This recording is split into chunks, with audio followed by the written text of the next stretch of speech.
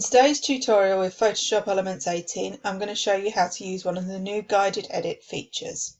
So first of all, what we're going to end up creating is a family calendar.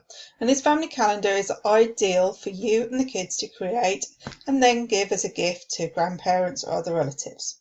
So let's get started. So once you've got your picture open in Photoshop Elements, we're then going to click on Guided. The guided edit we're going to use is one of the fun edits. So if you click on fun edits at the top and then scroll down, you'll come to the one that we're going to use today. And this is called the shape overlay effect. You can see what it looks before, which is the whole picture. And then if we scroll back across, you can see when the shape is applied. So let's click on that and let's get started. With our guided edit open, and the first thing we're going to do is select a shape. So click on select a shape, and there you get lots of different options for the different types of shapes that you can select. There's hearts, flowers, stars, circles, squares, and then some more artistic options. For this one, I'm going to use a heart shape. So click on a heart, and then drag your shape using the corners and the side boxes to the dimensions that you wish. Now I want to make sure that all of the people are in the picture. Let's just adjust it as you wish. And then when you're finished, click the tick. With the shape in place, it's now time to create the outside effect. So on step 3 at the side, we're going to click outside effect. And we've got 4 different sections here. The first one will revert back to as you see on the screen. So no effect applied to the outside. And is a great little tool if you're not keen on what you're trying to do or you've gone wrong. The next 2 will remove the current background and either place it as black or white. If I click on them, you can see the difference. The next 2 lines here apply different effects. So the first one is a diffuse glow. If I click on it, you'll be able to see the difference between the heart and the outside of the image. Can you see the difference between my daughter's jacket, where on the outside it's more blurred and a less high density colour. After that, we've got black and white. You can see here the immediate contrast between the bright pink and the black on the outside. The next one is the children's favourite, which is called extrude. If I just click here, give you a second for it to work. And there you go. You can see what this is. My son says it looks very Minecraft-esque. We look down here, we've got a sepia effect. This will turn the outside of the image kind of like a faded picture. We've then got a green and then a blue.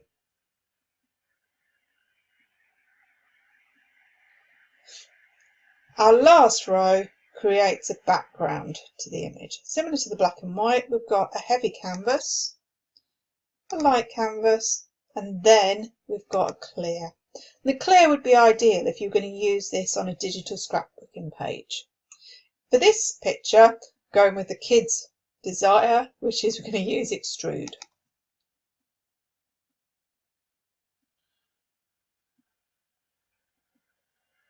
So one last part to the outside effect before we move on to the inside effect, and that's the intensity slider. If I slide this, you can see how the extrude effect that we've got on this picture goes from being very obvious to faded, and you can just see a hint of it. So here we go. And there it is. You can see slightly where the extrude parts are, but not in great detail. I'm going to move it back and continue on. With our extrude outside effect applied here, it's now time to create an effect on the inside. So if you scroll down, step 4 is inside effect. So click on inside effect, and then you get similar options to as we had before. Again, you've got your no effect, that will return the image in the centre of the shape back to the original. You've then got Smart Looks. If I click on that, you can see it decreases the colour of the image. Let's revert it back to normal so you can see the difference.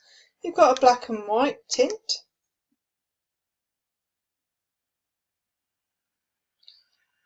You've then got Spring, which gives it the appearance of being a spring picture. It instantly makes the colours more vibrant and look bolder, especially against the white snow. Soft Lines makes the image look like it's drawn. You've got Toy Camera, which creates a faded effect, kind of like an old Polaroid or one of the old film cameras we had when we were children. You've got your traditional black and white. You've got a lithograph, which is quite a nice effect. It makes it look like the image is a print onto fabric or wood. And the last one is Deep Blue. For this image, I'm actually going to go with this spring colour because I really like how it makes the colours of the children's coats and the ski instructors' coats pop out against the snow. The last two options here are optional. It's a crop tool, so you can change the size of the image that you're going to use and then crop to shape. I'll just show you these and I'm going to revert back to this image in between so you can see the difference.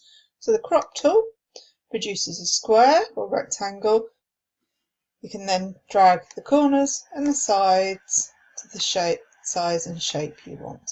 When you're done, click on the commit button, the tick. If you're not sure, then click on the cancel.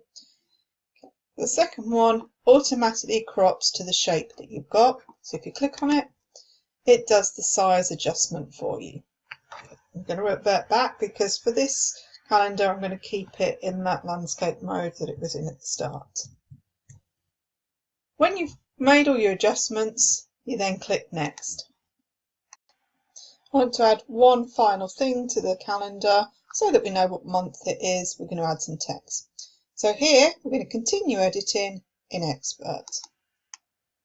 So that I know that I'm going to put the text in the right place, I like to open up the layer window. So at the top you've got Window and then Layers, and if you click it you then get your different layers that the guided edit has formed. We want to go to the top one and just click on it, and that will make sure that the text goes above the image. If you're sure you've got your top layer selected, it's now time to add the text. So click on the text tool over at the side and then place it where you want it to start on your image. Make sure your font is your text. Make sure your text is going to be a colour that you're going to be able to see. So I've selected white. And then select a font. I've gone for Hobo on all of the pages because it's easy to read. There are lots of fonts available, so choose one that you can read easily. Write your month name and then use the Move tool to position it where you want. Don't forget to save and then repeat those steps for all of the images. The children have decided that their calendar that they're making is going to have different style images for each picture, and I'll show you them later. What we then did, once we've got the picture, then put them into our favourite word processor and added a table for the calendar below.